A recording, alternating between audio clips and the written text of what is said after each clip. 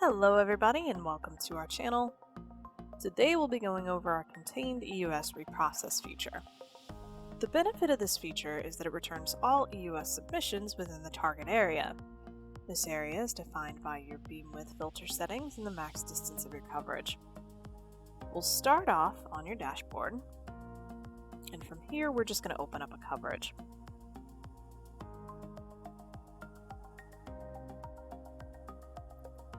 You can find your EUS Reprocess button down at the bottom of your screen here.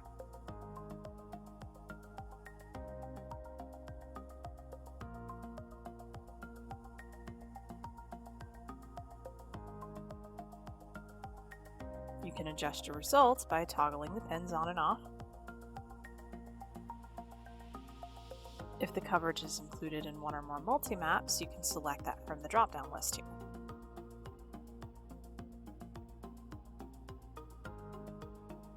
You have a couple of options. You can preview the end user's signal strength by clicking on the pin.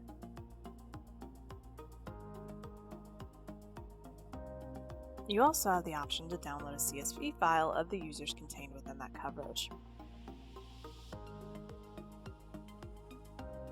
When you've selected the end users you want to process, you're going to click this button here, and that's going to reprocess your existing EUS data. If you elect to send emails, that's going to forward all reprocessed data to the EUS mailing list defined in your EUS settings, as well as push that data into your billing system, so be warned that this may cause duplicates in your billing system. Any reprocessed end user submissions will be refreshed and appear at the top of your EUS data list.